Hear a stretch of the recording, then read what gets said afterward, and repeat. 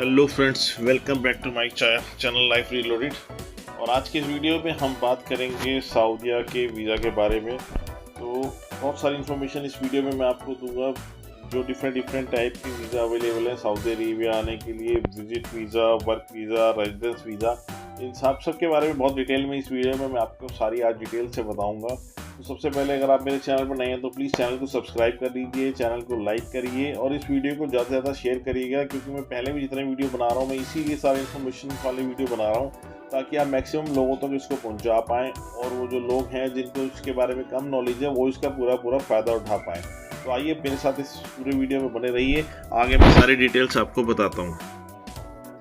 तो फ्रेंड्स, सबसे पहले तो मैं आपको ये बताऊं कि सऊदीया में टोटल जो है 15 तरह के वीज़ा अवेलेबल हैं।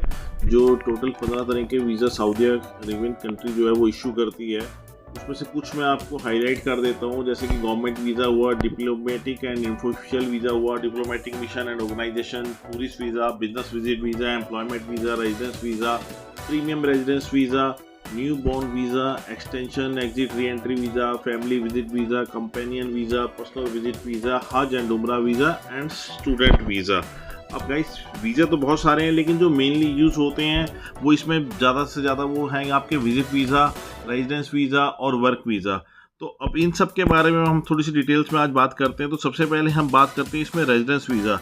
जो रेजिडेंस वीज़ा होता है गाइस, वो इशू किया जाता है आपको तब जब आप एक्चुअली यहाँ पे किसी भी कंपनी में आपको जॉब ऑफर मिलती है या कोई भी आपको कंपनी जो सऊदी अरेबिया की कंपनी है आपको वर्क परमिट इशू करती है अपनी कंट्री में आने के लिए। उस कंट्री में आने के लिए सबसे पहले आपकी वीज़ा की स्टैंपिंग की जाती है और जो वीज़ा की स्टैंपिंग है वो इनिशियल में 90 डेज़ की दी जाती है। अब 90 डेज़ की इसलिए दी जाती है क्योंकि उस 90 डेज़ के अंदर जो भी वर्कर, जो भी कंपनी ने अपने एम्प्लॉय को हायर किया है उसको सऊदी अरेबिया कंट्री में लैंड करना है। लैंड करने के बाद वो अपनी इमिग्रेशन के सारे प्रोसेस क्लियर करने के बाद उसका वहाँ पे रेजिडेंस कार्ड बनता है या रेजिडेंस परमिट बनता है। अब ये रेजिडेंस परमिट जो होता है ये एक आईडी होती है जो वहाँ आपको दी जाती है, वो कंपनी के बेस पे दी जाती है क्योंकि कंपनी ने आपको एक वर्क परमिट इशू किया होता है। और क्योंकि जो नॉर्मल वीज़ा आपके लिए इशू हुआ होता है वो सिर्फ 90 डेज़ का होता है। तो अगर आपको वहाँ पे कंटिन्यूस स्टे करना है, उसके बाद आपको अपने ऑन एंड ऑफ अपने छुट्टियों पे अपने घर आना है या अपनी कंट्री को विजिट करना है, तो उस केस के लिए आपको एक ये रेजिडेंस आईडी जो है ये आपकी वहाँ पे क्रिएट कर दी जाती है और इसको रेजिडेंस आईडी या रेजिडेंस परमिट जो है वो कहा जाता है। अब ये गाइस इसकी कोई लिमिट नहीं है, इसकी टोटल लिमिट डिपेंड करेगी आपकी कंपनी के साथ कॉन्ट्रैक्ट के ऊपर। आपका कॉन्ट्रैक्ट 1 साल का है, 2 साल का है, 5 साल का है, 10 का या 20 साल का, जितने भी टाइम तक है ये रेजिडेंस परमिट कार्ड ही आपका काम करेगा on behalf of that company, और वो कंपनी ही आपको इन सब चीज़ों को इशू करा के देती है। भाई ये जी सेकंड वीज़ा की डिटेल्स पे, सेकंड जो है इंपॉर्टेंट वीज़ा है विजिट वीज़ा। अब विजिट वीज़ा बहुत सारे जो लोग हैं ये पूछते हैं, जो नॉर्मल लोग हैं जो विजिट करना चाहते हैं, हज या उम्रा के लिए जाना चाहते हैं, तो उनका कई बार ये क्वेश्चन होता है कि हम विजिट वीज़ा ले लें और उसके बाद हम हज कर सकते हैं या उम्रा कर सकते हैं। तो भाई सबसे पहला ये आंसर तो है कि आप विजिट वीज़ा पे हज नहीं कर सकते हैं, लेकिन हाँ उम्रा आप ज़रूर कर सकते हैं। आप विजिट वीज़ा पे आइए, आप आराम से उम्रा कीजिए, वहाँ पे आराम से घूमिए और आप उम्रा को बिल्कुल तसल्ली से कर सकते हैं। अब आइए जी विजिट वीज़ा की ड्यूरेशंस क्या क्या है। विजिट वीज़ा की ड्यूरेशन जो है जी अलग अलग हैं, 15 डेज़, 30 डेज़, 60 डेज़, 90 डेज़ और 1 ईयर। तो ये ड्यूरेशन आपके अकॉर्डिंगली आप जितने भी टाइम के लिए विजिट वीज़ा को अप्लाई करना चाहते हैं, आप क्या रीज़न देते हैं विजिट वीज़ा को अप्लाई करने का, ये उसके ऊपर डिपेंड करता है। और लेटर ऑन अभी बिल्कुल लेटेस्ट जो अपडेट है वो ये है कि सऊदीया गवर्नमेंट ने ई वीज़ा भी ओपन कर दिया है। तो नॉर्मल सिनारियोस में तो आपको हमेशा स्टिकर वीज़ा मिलता था, लेकिन अब आप लोग ई वीज़ा भी ले सकते हैं। लेकिन ई वीज़ा लेने के साथ साथ थोड़ी सी आपकी लिमिटेशंस ये हैं कि ई वीज़ा लेने के बाद आप बाई रोड जो हैं वो सऊदीया कंट्री में आप एंटर नहीं हो सकते, आपको बाय एयर ही एंटर होना पड़ेगा। ये जो लिमिटेशंस है ई वीज़ा की, ये उन्होंने अपने तरीके से इसको अपलोड करा है कि आप अगर ई वीज़ा लेते हैं तो आपको किसी भी सूरत में आपको बाय एयर ही वहाँ पे लैंड होना है। अब अगला सवाल आता है जी कि आप विजिट वीज़ा पे आके आप यहाँ पे वर्क परमिट ले सकते हैं। तो गाइस इसका आंसर सिंपली है नो। हाँ बिल्कुल नो, क्योंकि बहुत सारी कंट्रीज़ देती हैं, मुझे पता है कनाडा, ऑस्ट्रेलिया, यूके, ये वाली कंट्रीज़ जो हैं आपको विज़िट से वर्क परमिट को कन्वर्ट करने की पूरी ऑप्शंस देती हैं। लेकिन सऊदीया में इस तरह की कोई भी ऑप्शन अवेलेबल नहीं है। अगर आप विज़िट वीज़ा पे जाते हैं तो आप सिर्फ विज़िट कर सकते हैं, किसी भी सूरत में वहाँ पे आपका विज़िट वीज़ा वर्क परमिट में कन्वर्ट नहीं होगा। और अगर आप इसकी कोशिश भी वहाँ पे करते हैं कि आप विज़िट पे चले जाते हैं और आप चोरी छुपे एग्ज़ाम करने की कोशिश करते हैं और अगर आप पकड़े जाते हैं तो आपके ऊपर बहुत भारी भरकम जुर्माना लगाया जाएगा और उसके अलावा वहाँ से आपको डिपोर्ट कर दिया जाएगा और लाइफ टाइम के लिए आपको सऊदी अरेबिया अपनी कंट्री में आने के लिए बैन कर देगा।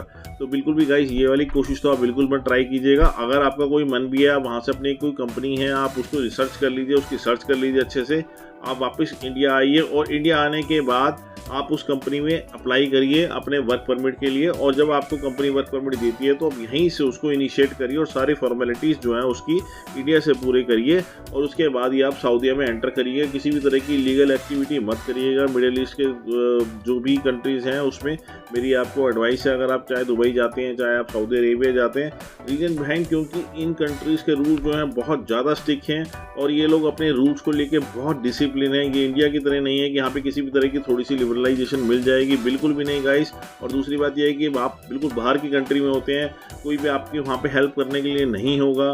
कोई भी रूल अगर आपको नहीं पता है तो प्लीज़ आप पहले रूल्स को समझ लीजिए, उसके बाद ही उस कंट्री में किसी भी तरह की कोई डिफरेंट एक्टिविटी करिए। नहीं तो आप जिस वीज़ा पे गए हैं आप उसके पूरे रूल्स को प्रॉपरली वहाँ पे जाके फॉलो करिए। अब आइए नेक्स्ट वीज़ा के बारे में बात करते हैं, जो है बिज़नेस वीज़ा। बहुत सारे लोग ये पूछते हैं कि आप बिज़नेस वीज़ा वहाँ के लिए मिल सकता है, तो जी हाँ बिल्कुल मिल सकता है आपको business visa Saudi Arabia country के लिए। और बिज़नेस वीज़ा एक्चुअली वो है कि किसी कंपनी को आपने अप्लाई करा था अपना कोई कॉन्ट्रैक्ट लेने के लिए, वो किसी भी तरह का कॉन्ट्रैक्ट हो सकता है, माइनिंग का, रोड इंफ्रास्ट्रक्चर से रिलेटेड या बिल्डिंग मटेरियल से रिलेटेड या इंटीरियर से रिलेटेड या कंस्ट्रक्शन किसी भी कंपनी का। अगर आपको वो किसी भी तरह का वो कॉन्ट्रैक्ट मिल जाता है तो उस कॉन्ट्रैक्ट के बेसिस पे वो कॉन्ट्रैक्ट की ड्यूरेशन कितनी है, आपको साइट को कंप्लीट करने के लिए एक्चुअली कितना टाइम वहाँ पे लगेगा, how much time you need, तो उसके अकॉर्डिंगली आपको जो है वो बिज़नेस वीज़ा इशू किया जा सकता है। लेकिन बिज़नेस वीज़ा पे भी आप जाके वहाँ पर काम नहीं कर सकते, आप सिर्फ अपने बिज़नेस को मैनेज करने के लिए वहाँ जा रहे हैं। उसकी भी कंडीशन पूरी यही होती है कि आप अगर बिज़नेस वीज़ा पे आए हैं तो आप सिर्फ अपने बिज़नेस को ही ऑपरेट करेंगे वहाँ पे। आप किसी भी एक्सटर्नल बिज़नेस में ना इंटरफेयर कर सकते हैं, ना भी कहीं पे आप इसके अलावा आप जॉब कर सकते हैं। अब इसके बाद जी नेक्स्ट आता है फैमिली वीज़ा। फैमिली वीज़ा क्या है जी? फैमिली वीज़ा वो है उन लोगों के लिए जो ऑलरेडी वहाँ पे रेजिडेंस परमिट पे काम कर रहे हैं। रेजिडेंस परमिट या वर्क परमिट जिनके पास इशू है वो अपनी इमीडिएट फैमिली मेम्बर्स को, यानी कि ब्लड रिलेशंस फैमिली मेम्बर्स को, उनके फादर हो गए, मदर हो गए, ब्रदर सिस्टर हो गए, और only real brother sister, cousin brother sister को वो लोग स्पॉन्सर नहीं कर सकते, वो नहीं बुला सकते।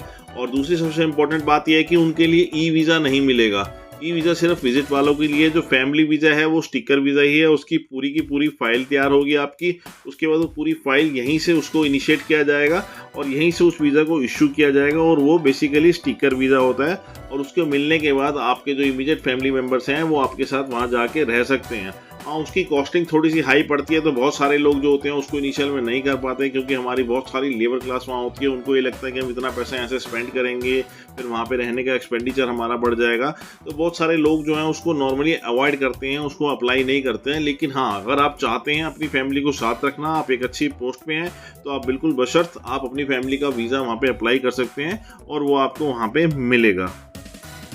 एंड फ्रेंड्स, मैं इसमें थोड़ी सी एक चीज़ और आपको ऐड कर देता हूँ। अब अगर आपको मान लीजिए आपको किसी भी कंपनी ने आपको वर्क परमिट दिया, आपको वर्क वीज़ा लेना है, तो उसके लिए आपको 2-3 फॉर्मेलिटीज़ जो हैं वो सबसे पहले ज़रूर पूरी करनी पड़ेंगी।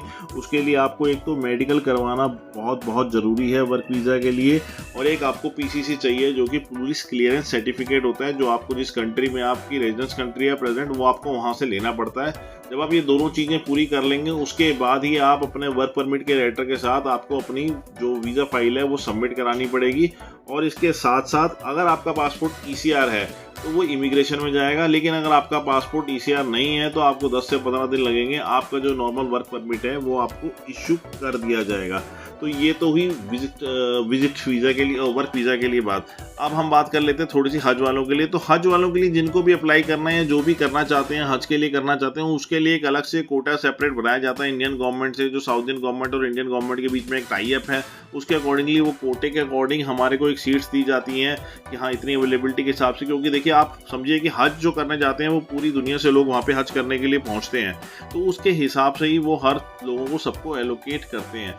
तो ये सारी एलोकेशंस के हिसाब से आपको मिलता है। उसमें जब भी आपका नंबर आएगा आपको उसके लिए अप्लाई करना पड़ता है, उसकी फॉर्मेलिटीज होती हैं, तो उसके अकॉर्डिंगली ही आपको हज का वीज़ा इशू किया जाता है आपकी रेजिडेंस कंट्री से। तो ये जो रूल है ये आपका हज के लिए रूल है। तो जिन लोगों को नहीं पता वो हज के लिए पूरी की पूरी सेपरेट फाइल है, पूरी सेपरेट एक एप्लीकेशन बनाई जाती है। तो आई होप गाइस आपको मेरा वीडियो पूरा अच्छा लगा होगा। इसमें जितनी भी इन्फॉर्मेशन मैंने आपको दिए हैं वो पूरी अच्छी लगी हुई। अगर इसके अलावा कोई भी डाउट है किसी का भी तो प्लीज़ आप मुझे मैसेज करिएगा, मैं आपके मैसेज का बिल्कुल रिप्लाई करूँगा। और वीडियो अगर आपको अच्छा लगा तो प्लीज़ गाइस मेरे चैनल को सब्सक्राइब करिए, मेरे वीडियो को शेयर करिए और बेल आइकन दबा कर रखिए ताकि सारी की सारी जो वीडियोस मैं अपलोड करता हूँ इमीडिएटली आपको पता लगे। And please guys do support. आपको सिर्फ 1 मिनट लगेगा मेरे चैनल को लाइक करने में, बट आपका एक लाइक मेरे लिए बहुत इंपॉर्टेंट है। तो please do enjoy, do like. Thank you very much.